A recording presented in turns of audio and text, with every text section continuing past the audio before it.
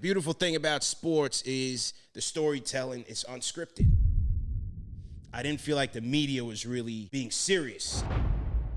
And I just felt like, especially with the Knicks, there was just a white space. And so that's why I set forth and I said, listen, I'm going to start this thing. Welcome to Catch the Moment podcast. I am your host, David Tyree. It is caught by Tyree. That's a great catch by David Tyree. Oh my God. This ball's thrown and Tyree just goes up for it like a basketball player. Grace and peace, beautiful people. This is David Tyree. Welcome back to Catch the Moment podcast. We're super thrilled today. I have the family in the building. Why? Knicks family. CP, the Fanchise, owner and creator of Knicks Fan TV. It is about to go down because I've been a Knicks fan burning my whole life. And he created the platform. We can all come together. But today we're catching the moment with the man himself. CP, what's good? David, man, I was happy to be on this podcast. You're one of my guys from that 07 team. Yeah. You've been on my show, Knicks Fan TV, which was a dream come true for me. So anytime I can return the favor, man, that's a blessing. I'm happy to be that here. was too easy, man. So much to get into. And obviously, like I said, you're a native New Yorker. I know you're still in the Long Island area.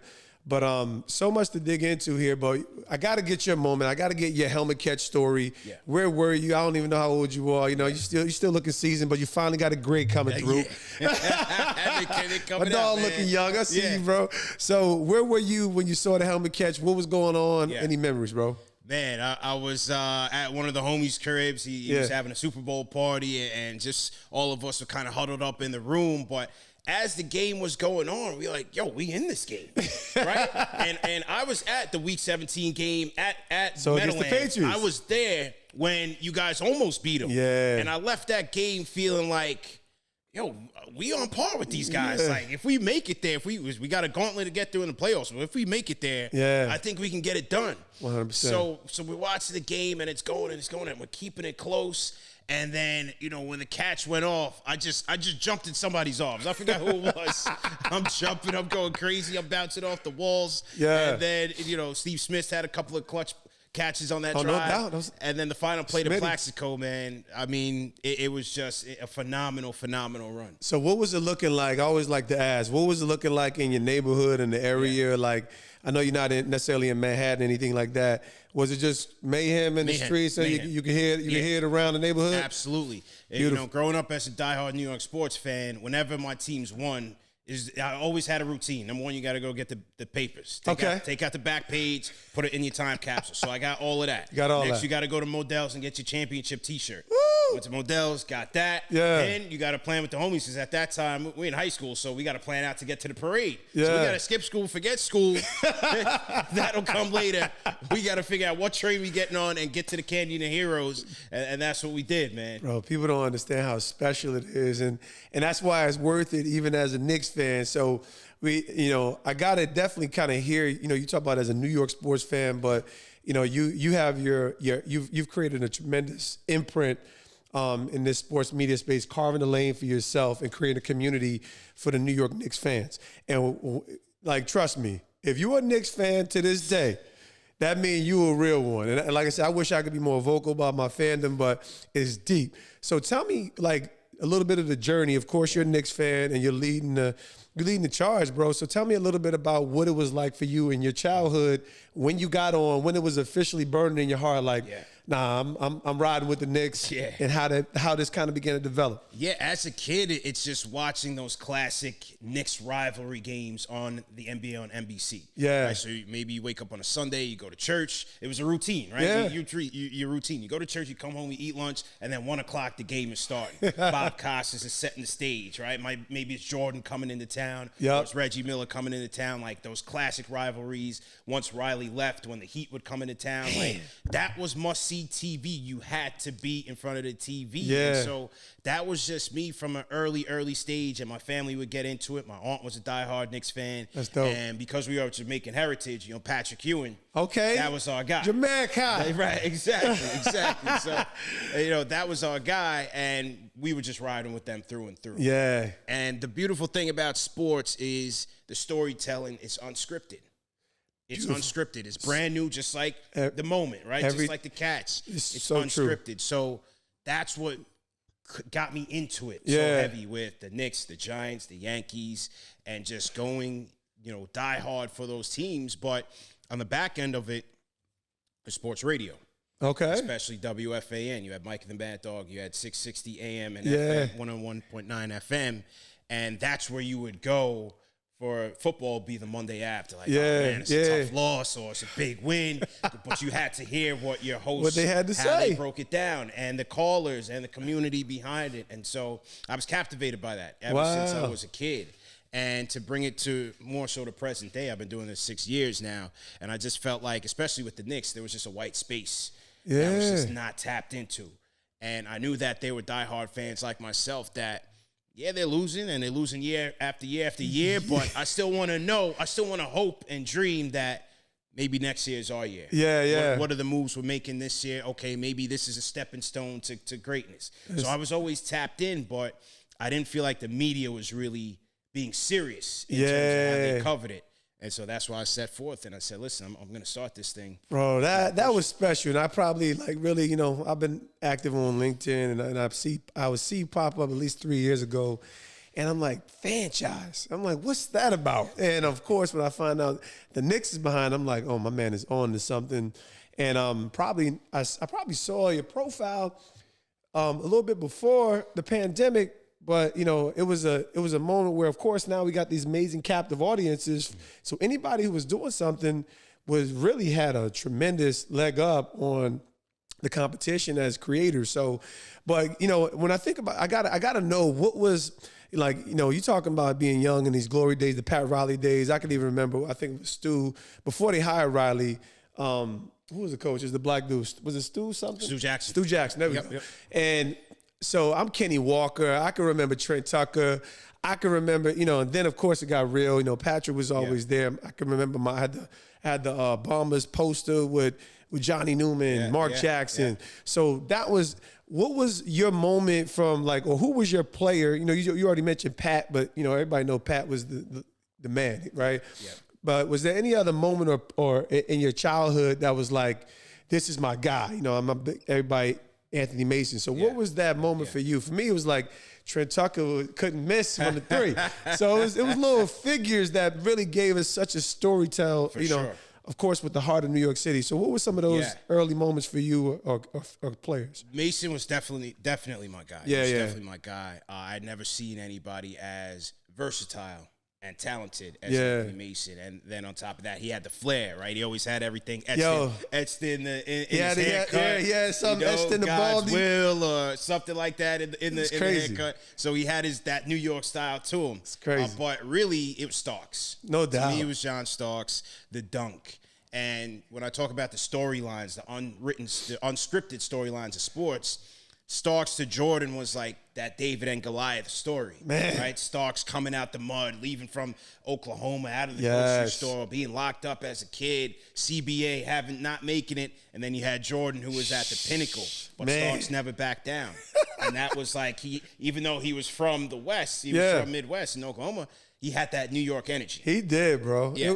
It was special, and I didn't learn more about his story until later, and I met John a few times, and I'm just like, bro, it's only a few people that bring me in the real fanboy moment, and John is definitely one of those dudes, man. And he's got such a humble spirit. So, kind of on to some of your journey, being a native New Yorker, and what was life like in relation to we always talk about the spirit of a New Yorker. I hate to overuse the grind mentality, but it really is a unique space where you have to have a certain disposition to find success. Yeah. It's not just going to come to you because there's so much competition. So what did you feel like was in your makeup, your family makeup, or in your personal drive that, you saw the opportunity, but you also had some of the work ethic?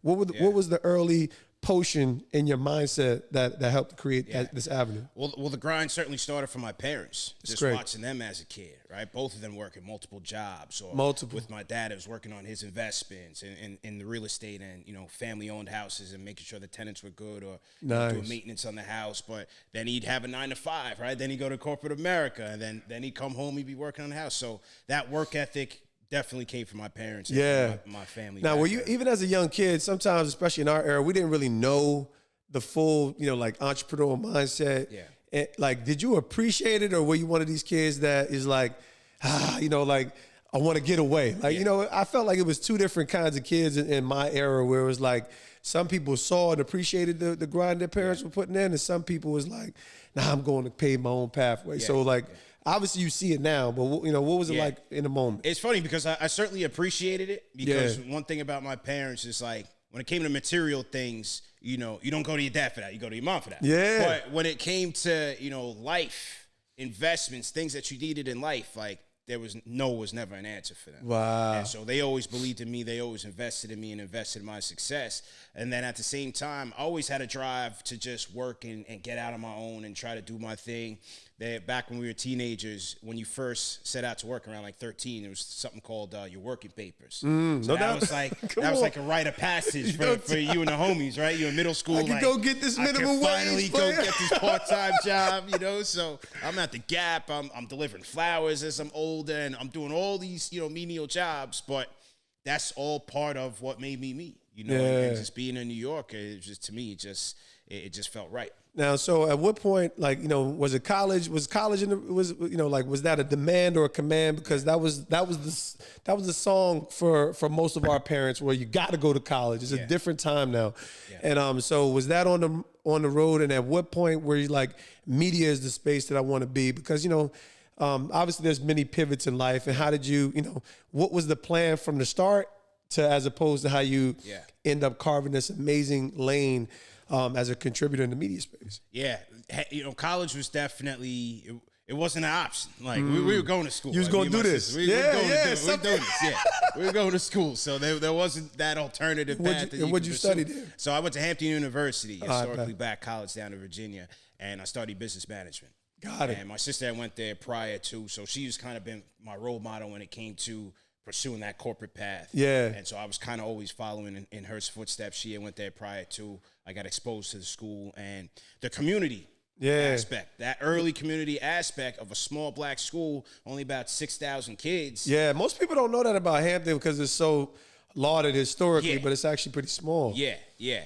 And so that's where I went for undergrad. I after that, I kind of worked like some sales, marketing roles. And wasn't really there, and then when the financial crisis hit, I was at News Corporation. I was a Rupert Murdoch minion. I was there. 1211 Avenue of the Americas, Monday through Friday, suits. If you didn't have your suit, you get reprimanded. If you leave to go take a break, to go get lunch without your jacket, they on you. Like, super conservative environment. Yeah. And when the financial crisis hit, I left there and decided to go back to school. I said, this is sales marketing. Not necessarily my lane, so went back to school. Ultimately, grad school, I went down to Atlanta. This is Georgia State University. I went down there in 2011. Yeah, and went for my master's and ended up with a role in IT advisory, IT risk and advisory. So mainly in the cybersecurity space. Yeah. So ended up moving some dope tools to have in the toolkit, brother. Yeah. It was a great tool. So for, I believe, like 8 years or close to 10, I was in that cybersecurity role, working at different corporations in New York, man. And again, another pivot. And while I was doing that, that's when I found myself watching YouTube more. Yeah. And I found myself watching fan channels from Premier League soccer. And I don't even follow that sport. So you started seeing fan channels for soccer. Saw it. And I saw the following. I saw the cult following that they would garner. Yeah. The community building. And I just said, these guys are over in London. Yeah. This is New York. Yeah. Like, we started this. Like I said, WFAN, we started this. Yeah, no doubt. And I'm like, but we don't have that on YouTube, that on-demand 24/7 content, live streaming. Like, it just wasn't in abundance. Yeah. But when I saw that, I said, I'm going to give this a try. This is beautiful, give man. it a try. And at what point, like, so in light of, obviously this is the everybody has been almost forced to be a creator. If you're an entrepreneur, you have to be a creator, right? You have to create a space of content to tell your story. And having so much experience, 6 years now, and I can't wait for you to. I mean, like I've seen so many crazy people pop up in the comments on just on some of your channels. Everybody from Fat Joe. I mean, like I definitely want to hear even more on what some of your what some of your highlights were as far as engagement. But what would you say is the best medium to like execute? Because creating community is what everybody's trying to do, right? And obviously there has to be a pinnacle. You got the Knicks as the pinnacle place as a sports fan. What's a key ingredient or recipe when you're in your approach as a creator to creating community? In terms of which platform is the most ideal? Yeah. Let's start there just to keep it. I think it really depends Sure. on your lane, your niche, and your demographic. Sure. Right? You want to be where they are. If you're thinking about Gen Z, then it's more the TikToks, it's Instagram, it's a little bit of YouTube. That's Sure. why you have like YouTube Shorts and things of that nature. Shorts. But if you're looking for the older generation, those people are primarily YouTube. Gotcha. Maybe they're on Facebook. Yeah, so your millennials are getting older, right? Yeah, so it all depends. But I would just say, one thing that I did, I started on YouTube because I felt like you would be more discoverable on YouTube. I mean, it has 2 billion users per day. Yeah. So you could be more discoverable on YouTube, and that's kind of where I wanted to start. Sure. But the thing is that you have to be willing to experiment. You got to spread your wings on different platforms and try out different content. Sure. Because you just never know what the algorithm is going to tap into. And then ultimately, because that's what we talking about here, right? We got to feed the machines. You got to feed the machine. And then they, in turn, you got to give them what they want, feed that dopamine to the people who they see fit. It's the Matrix, man. It's so the true. Matrix. So I would just say it all depends on your demographic, your area of expertise, and also just going out there and trial and error. That's excellent. It's great that you would say that because it's like, people find so many frustrations. And of course, like I'm one of these dudes, I got so little bandwidth in life. And, like, man, I only got these five smooth stones to spin. I'm like, you need to spin them right. And most people quit because they don't probably have the best strategic insight. Mm-hmm. And of course, when you're dealing with pure passion and you find your way to figure this thing out, for you, what has been the biggest, you talk about trial and error. What was the biggest pain point? What was the biggest moment? And if maybe maybe you had a throw in the towel moment because of something in life. What was the biggest blind spot, where you felt like, man, I just got hit with Holyfield haymaker, Tyson uppercut as you were building this out, and maybe that hopeless moment. So what were some of those dark moments where you pressing toward an end? For sure, I would say certainly because I'm trying to manage a 9 to 5. I'm trying to build this thing up as a side hustle, almost another 8 hours in that, and then also trying to raise a family at the same time. So there's so much pressure. You have competing forces all over the place. Really now you're talking the real stuff. So yeah, absolutely. Wife, children. Yeah. How many? Yeah. One. Listen, I tell people, I have 7. So people tell me, I was like, one is hard, 2 is hard, 3 is hard. It's all hard, man. Yeah. So talk to me, like, when you talk the competing interests. I like the way you framed it. And what was the hardest transition point? Was it having a children in the midst of having this? At what point were you like, man, I don't know if I'm cut for all of this. Yeah. So what was that moment, and how did you navigate your way through it, and who was maybe even central in helping you find solutions? Yeah, I would say that the toughest part is those long nights. Those long nights, because you starting from 7 a.m., right? You got to get the little man ready, get him fed, and get him changed up. Then you're going through the 9 to 5. You got to take the train. You got to commute to and from. That's another 3 hours. You're getting home 7 o'clock. Okay, now he's got to go to bed. Now you got to get ready for the game, right? So now you got to do your prep work, prep for pregame, and then I do my show. I'm not only just speaking in the microphone, I'm producing the show. Yeah. So I'm making sure, people on the phone lines are good, making sure the chat is, making sure the stream is up and running. Man. So you're monitoring as well. You're producing and you're hosting as well. Man. And then after that, it's the post-production. So I got to make sure the podcast is up. I got to make sure I have my Instagram clips, lined up. And buddy. so this is before we scaled up and added on help. Of course. Everything, it was just me, one-man show. So before I know it, it's 2 a.m., and then I got to start it all over again. Man. So it really creates a high-stress, high-pressure situation. Sure. Especially in the beginning when you're not making as much and you don't have the many viewers, and at the same time, the team is terrible. Oh, man. Right? I mean, bro, it's not like they flock in these last 2 years. It's been more to talk about, especially even though, like I said, it's not the success that we were ultimately looking for, but the trajectory since Leon Rose has become is like, okay, we have a base. You're starting to see quickly.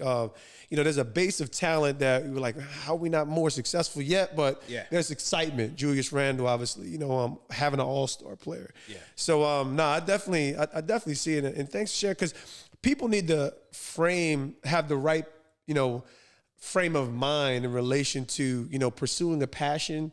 But also, I tell people it's not spiritual unless it's practical, right? So if you have a God-sized vision for something, then there has to be a practical moment that you're building your life upon that seeds that seeds the success. And, but it's practical steps, and there's amazing tension that's kind of being, that burn rate, right? That burn rate to bring something beautiful to pass, man. So, what was like, so let's get to some of those highlights, man, for you. Like, because for me, as a fan of the Knicks and as a fan of the product that you're creating in the community, what was some of your, I can't believe I'm doing this more. I can't believe this is happening, whether it was an engagement with a celebrity fan or just a big pinnacle cross to a barrier for Knicks Fan TV? For sure. I think the first one, and it was ironic because I distinctly remember a conversation I was having with one of my old co-hosts as we were walking into Madison Square Garden, and we were debating the path in terms of content. Sure. Should we do YouTube? Should we stay on YouTube? Should we go podcast? Should we go back to Instagram? And I remember I said it to him, it's verbatim. I said, we got to stick to YouTube. You got to level up every day, be better every day, try to get 10% better every day. You just never know who's watching. Yeah. Just keep it consistent. Just stay with it, keep it consistent. And then probably like maybe 2 weeks later on Twitter, I get an ad from Chuck D. And it was just a strong endorsement for Knicks Fan TV. Like, yo, I just tapped into Knicks Fan TV, checked them out, hit that thumbs up button for you, boy. I was just like blown away. I was blown away, man. But that's why I went back to my guys. Like, bro, I told you. How righteous is that? Yeah. It couldn't come from a better endorsement. You think about the first kind of like quote unquote celebrity endorsement. Fight the power, fighting for Knicks Fan TV. Unbelievable. And his support, I say this all the time, and I have no shame saying it, his support has been unwavering since day one. Yeah. When we set up our show, he's in the chat before I'm in it with the community. And they rally behind him. He just called into the show last night. He closed the show. Just everything, man. My appearances on ESPN. Of course. Chuck D throwing the alley-oop. Like, yo, give this kid a chance. Check him out. Bro. We made a documentary about Knicks Fan TV called Fantastic Voyage. I mean, just so many examples. Yeah. Just demonstrating his belief in me. It's just a blessing, man. Bro, it's just a blessing. That's super powerful, man. Because, like I said, when it's authentic, it's even more rewarding, right? Like it was out of a sincere passion, a sincere pursuit, but your commitment to excellence. I'm like, I watched, like I remember the first time I saw you at SNY, I'm like, dog is suited, booted, and locked in. Like I do this. So what, I would say when you think about, what your ultimate vision is for Knicks Fan TV and what you look to offer the community, what's in that, that bucket as you continue to build, because it's sustainable. You can see the life within the community. But as you continue to build out this platform for yourself and the community, how do you see that evolving? Yeah. So as we've evolved over the 6 years, we've established communities across all platforms. So whether it's the social media platforms, on Instagram, there's a conversation hovering around our channel, on Twitter, on Facebook, on YouTube, right? Whether it's the post-game chat, call us as calling in. We have a vibrant Discord channel. So on every social media platform, there's a conversation going on that we've spurred. And then last year we started doing watch parties. So now we're bringing people together physically. Nice. At last year we did it at the 40/40 Club, which was a dream come true for me. Yeah. Rocking for the playoffs, That's sold out. insane.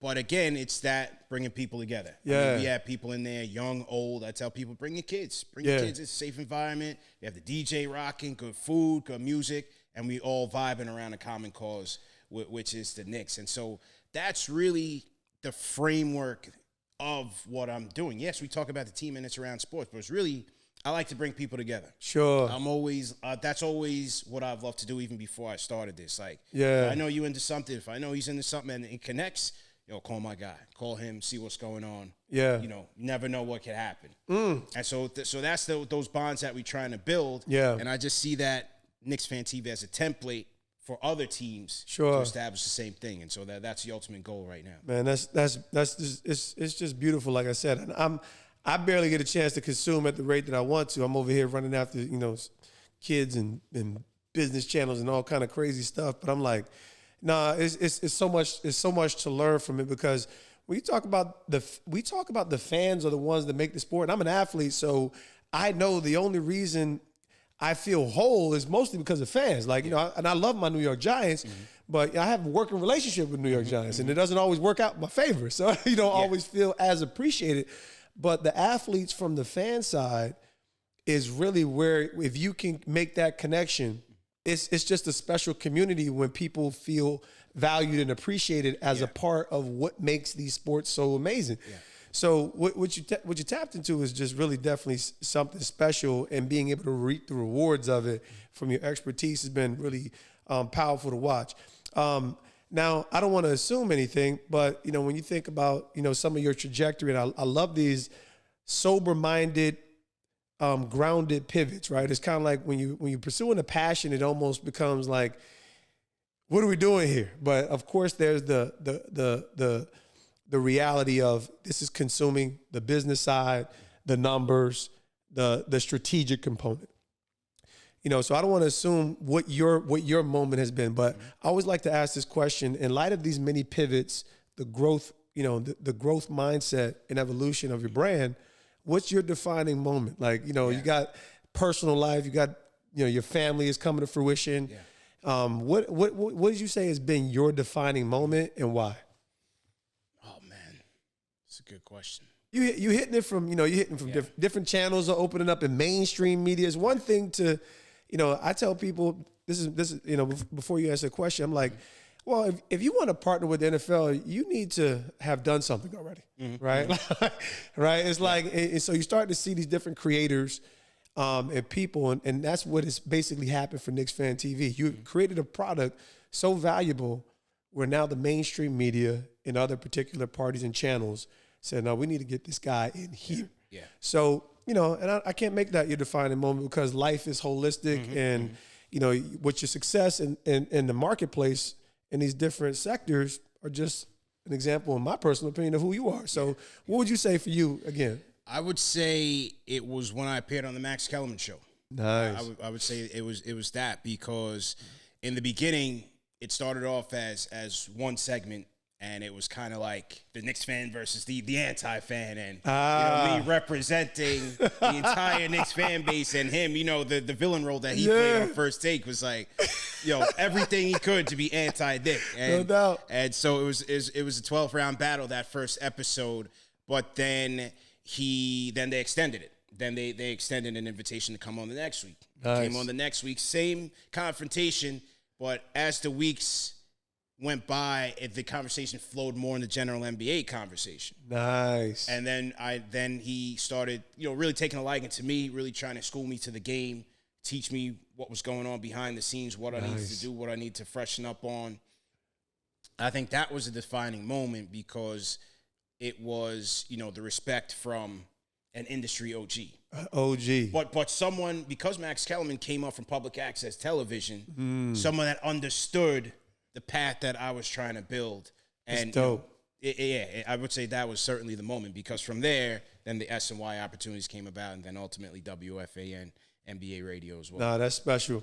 Yeah, I'm one of these dudes, and Max is one of those early people to kind of give me an extra love lump from a helmet catch perspective as a New York sports guy. But my first time I ever saw Max was in the boxing space. So just an interesting tidbit. I never knew he was a public access guy. Mm-hmm. So, you know, I'm a big fan of people who get it the right way. Catch the Moment is this platform of what's the journey, right? Yeah. When people see you at a place of pinnacle success, you know, oftentimes we miss the recipe that formulates that iconic moment. And you know, like I said, it's easy to see that the best is yet to come for Knicks Fan TV, but you've cultivated that. So what would you suggest for, you know, people who are kind of like trudging through the mud, what would be like that 3-piece recipe in relation to whether it's establishing brand, you know, finding your lane, your sector, to, you know, to navigate some of those pain points, that process that brings you to your moment? Mm-hmm. I would say for one, you know, I interviewed Mike Bree, Knicks play-by-play, NBA Hall of Fame announcer, and one of the pieces of advice he gave me was you need reps, right? You need reps. Yep. You got to keep going every single day. It's good. And you may not have the right formula. It's just like your first question when it was like, what platform was ideal? You won't know until you try it out. You got to test something out here, spread it here, and see what the reaction, what the engagement is. So you need those reps. Yep. And that can be almost like the equalizer for a lot of people. Because sure. I tell people all the time, it's like, if you're not consistent, you're going to bail on this thing the moment you see, like, you're not getting that many views, you're not getting a penny for your thoughts. That's it. It's a lonely world out there. But it can grow into something if you keep it consistent and learn from that. And then secondly, I would say always be learning. That was one of the things with me, like, during the journey and even now. Yeah. I'm focused. I'm reading something. I'm watching something. I'm listening to something to get a leg up. What do I need to learn to do, right? Behind the scenes, we were talking about the cameras. Big facts. I had to learn that. And based on an emergency, I had to figure it out. Sure. And so I'm always curious. I'm always trying to learn and always trying to improve by at least 10% each day. Nice. And that doesn't even have to be in the craft. It could be physically, emotionally, mentally, whatever it is. Sure. Just trying to enrich your spirit for some point for at least 10% Excellent. each day. And then, you know, I tell people all the time to try to pull out the qualities or some of the themes from previous walks of life, right? Because we're always going to pivot. Sure. But there's things that you can take with you, even when it's not aligned. Yeah. And continue on your path. Like, for example, like me being in a sales and marketing role. Yep. I'm always selling, right? Even when I'm in the camera talking Knicks, I'm selling myself. I'm selling the content. I'm selling the watch party. I'm selling, you know, this and the third. So those things help me. That's great. Right? If I'm on SNY and I'm you know, prepared to put my best foot forward in front of the camera. Sure. Those are like me going to the board meetings back in the day, or nice. Because you know you got to come with it at 10 times harder than the next guy to get that respect and the credibility. So that's always my thinking. I always got to be prepared. Got to be on point. Got to look sharp and put my best foot forward. So, yeah. All right, man. Listen, I think you said a whole lot there, man. Always taking those transferable skill sets and bringing them everywhere you go. Never losing something. That's something, like I said, I never planned to be a full-time entrepreneur in the middle of the pandemic, right? So it's kind of like the native space of being a grinder, understanding your value. What would you say as an entrepreneur, as a person who created the lane for himself, what was when we talk about complementary skills or partners, right? What was the thing that you was like, man, I'm not good at this. How do I bring that into my ecosystem so that we can keep a high quality product? What did it come through a person? Did you have to learn the skills yourself? What was the area? You got sales, operations, marketing, and finance, right? Mm-hmm. What was, everybody's typically not a master at all four. Right. What was that thing that you had to supplement, and how did you best get to it so that you could sustain the quality of your product? Yeah, I would say three things. Certainly our graphics, our graphic overlays. And I would say every aspect of what I do I've learned or I've tried at some point. Nice. It may look like chicken scratch, but I got to try it. I got to know the process. I got to figure out how do we make it more efficient? How do we streamline it? Excellent. And so when you're getting it out the mud in the beginning, I had experience in all those things. I would make my own graphics. I would put my own thumbnails together. I would put my own Instagram things together. Woo. But ultimately, you say, okay, I got to take that time away, focus on this, and I got to give this to someone else. But the beauty of community building, when fans see an authentic person in front of them, they want to support it. The beauty of that over the years was that people would reach out to me all the time. Nice. Like, yo, I'm a photographer. Can I come to this event and help you out? I'm a videographer. Can I help you out here? I'm a graphics guy. Check this out. Fire. And that's how it happened. Man, that's beautiful. My graphics guy now, shout out to Gamba, sent me a DM on Instagram, like a full template of a clip from a show. Check this whole thing out. And over time, we just kept working together. And I said, I got to bring him on board. So natural, organic relationships. Yeah, definitely. I would say definitely graphics and the video production. Like we talked about behind the scenes, just having someone who knows, okay, this is the lights we need. These are the cameras. Yeah. These are the microphones. This is how we need to run the internet connection, especially when we're out on the road. I needed that skill set to take me away from that planning. So I was blessed in that regard. No, it's great, man. It's because, like I said, it doesn't happen by accident. And you eventually, to keep quality.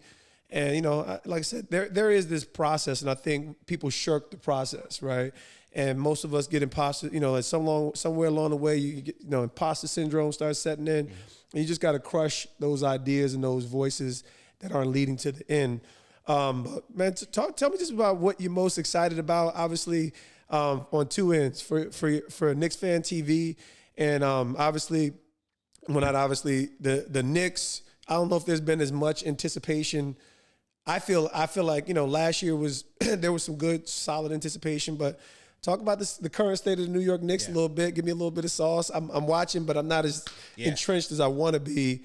But it's for Knicks Fan TV as well as, kind of what we're seeing so far in the season. Sure. So for the team, I mean, they basically ran most of the team back with the addition of Dante DiVincenzo. So you have the same team that, fell 2 games short of the Eastern Conference Finals. Right now, at the point of this recording, they're about 500 at the 500 mark. Mm-hmm. They've had a tough schedule out the gate. So especially during the season, as you know, as a former athlete, it takes a while to get into a rhythm. It does. It takes a while to build your chemistry up. I think that's what we're seeing with the team.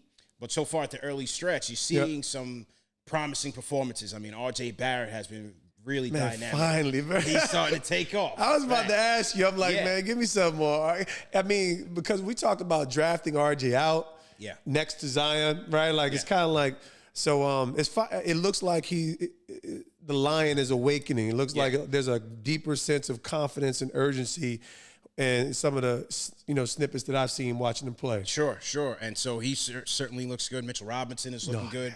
Jalen Brunson seems to be getting up to speed. Julius Randle is catching up. And so they certainly have their flaws. Yeah. How they work out the backup power forward situation is going to be left to be seen throughout the regular season. Yeah. We have to hope that they stay healthy because R.J. Barrett, he's already missed a number of games, one for a knee injury and then just recently with a migraine, which – It's a different generation. It's a different generation. Hey, listen, I got so much respect for all these professional athletes. Yeah. But when I'm telling you, dude, all these kids, I'm raising kids. I'm like, man, these jokers are just different.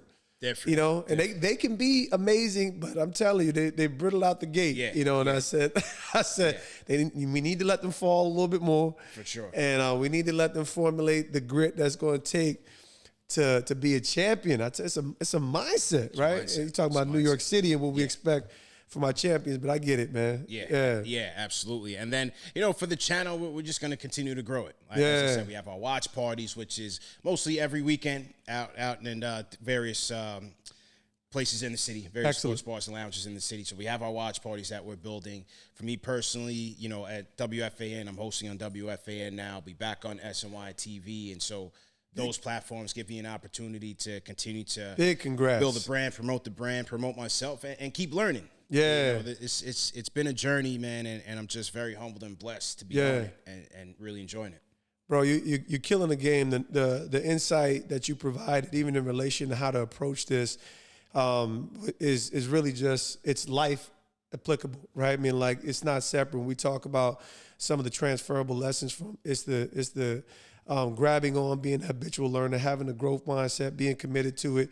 Don't feel like you have to have everything perfected and figured out. Be committed to learning the process. Because it's kind of like even when I work with athletes, and when it comes to, the big narrative with athletes, of course, around financial education. Obviously, we're starting to see the modern day athlete entrepreneur at a higher level. But, within my era, we didn't have the experience, right? So how do you have to be able to learn enough about something to ask the right questions to be able to determine who's fit to help you, right? And I think that's everybody, right? Like that's everybody. So salute to the formative process of CP Fanchise, the parents, the legacy.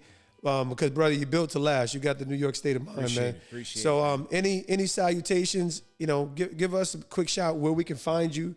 Where we can find Knicks Fan TV and set us out, bro. Appreciate it, man. Well, first and foremost, I want to thank you for the opportunity because this is just an honor to be on your show, man. So you earned it. Definitely appreciate it. Earned it, man.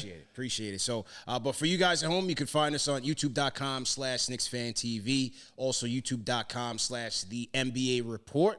That's a Monday, Wednesday, and Friday show at 3 p.m. Eastern Time, live stream covering the NBA at large. And then on Instagram and Twitter, you have at Knicks Fan TV, at Team NBA Report, and at CP the Fanchise. So we are everywhere. You can check us out. And once again, thanks again for the opportunity, man. Bro, dudes everywhere. Knicks Fan TV is buzzing.